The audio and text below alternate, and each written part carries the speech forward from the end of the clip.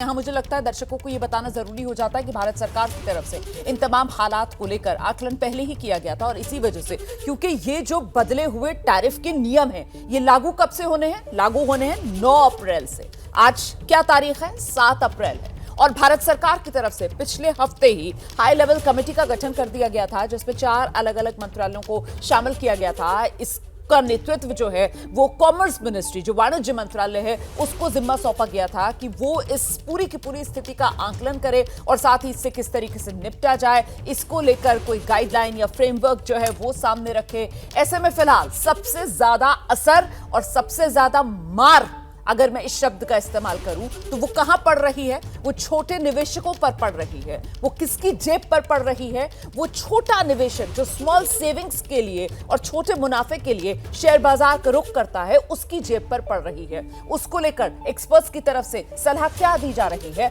सीधे एक बार फिर से आपको लेकर चलेंगे। हमारे साथ नम्रता लगातार बनी हुई है। नम्रता, देखिए, एक्सपर्ट्स का साफ तौर पर कहना है कि अगर जिस तरह की निवेश की स्थिति बनी हुई है, मार्केट लगातार गिर रहा है, तो गोल्ड को प्रेफर करें और गोल्ड की कीमत भी इस तरह लगातार बढ़ती जा रही है। जब भी मार्केट में आपदा आती है तो गोल्ड की कीमत बढ़ती है क्योंकि गोल्ड एक सेफ इन्वेस्टमेंट माना जाता है। इसके अलावा एक अच्छी स्थिति भारत के लिए है कि ऑटोमोबाइल, इलेक्ट्रॉनिक और कुछ एग्रो के प्रोडक्ट के अलावा भारत पूरी तरह से डिपेंडेंट नहीं है। भारत के इतने भी ज़्यादा प्रोडक्ट अमेरिका में नहीं जाते हैं, तो बहुत ऐसे भी देश है जो भारत के कई बाकी प्रोडक्ट्स भी लेते हैं। तो भारत की स्थिति उतनी ज़्यादा खराब नहीं हो सकती है अगर प्रॉपर्ली मैनेज किया जाए। साथ ही भारत सरकार ने भी कमेटी का गठन किया था। उन्होंने पहले निवेशकों से बहुत सारी बैठकें की थी जिसमें उनके ओपिनियन लिए गए थे और 9 अप्रैल को जब ये लागू किया जाएगा उसके बाद मार्केट की क्या स्थिति होती है इस पर भी एक्सपर्ट्स की नज़र लगातार बनी हुई है। तो ऐसे में फिलहाल मार्केट ज़रूर गिरा है। एक्सपर्ट्स का कहना है कि एक हफ्ता और देखना पड़ेगा, लेकिन सबसे ज़्यादा चौंकाने वाली बात यह है कि निवेशकों ने उम्मीद की थी कि टैरिफ के तुरंत बाद मार्केट ने उस तरह के असर नहीं दिखाया तो शायद ये थोड़ा सा एक स्मूथ प्रोसेस जाए, इतनी तुरंत वाली मार हमको ना लगे। लेकिन जैसे ही सोमवार आया 2000 के नीचे अंक सीधे गिर गए तो निवेशक जो हैं वो इस फ्रस्ट्रेशन में है कि आखिर क्या करें। तो ऐसे में जब किसी एक चीज़ को लेकर निवेशक परेशान होते हैं तो दूसरे रास्ते की तरफ जाते हैं। तो बाकी प्रोडक्ट्स की कीमत,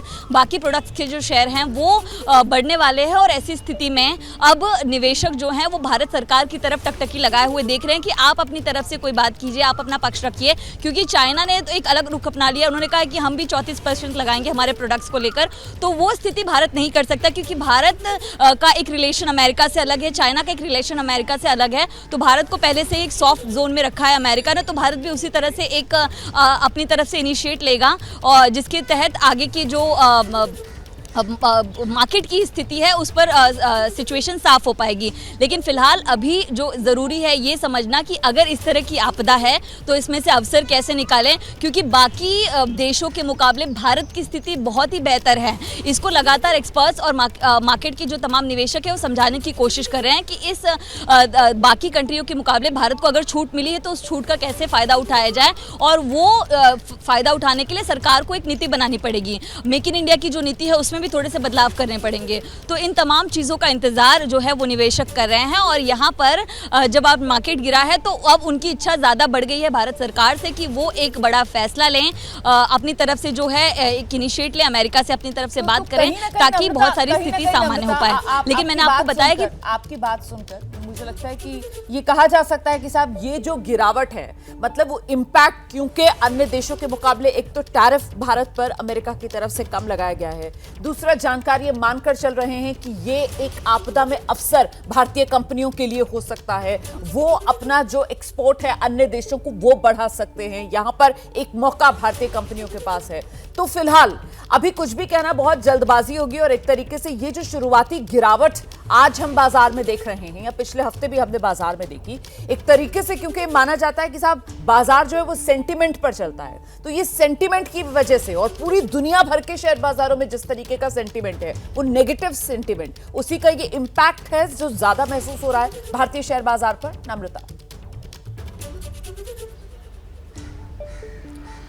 जी बिल्कुल, क्योंकि टैरिफ आने से पहले टैरिफ को लेकर जो माहौल बनाया गया था वो बहुत ज़्यादा नेगेटिव था। उसके बाद अब जब टैरिफ आया तो शुरुआत में वैसी स्थिति देखने नहीं मिली, लेकिन जैसे जैसे चाइना रिएक्ट कर रहा है, बाकी देश रिएक्ट कर रहे हैं।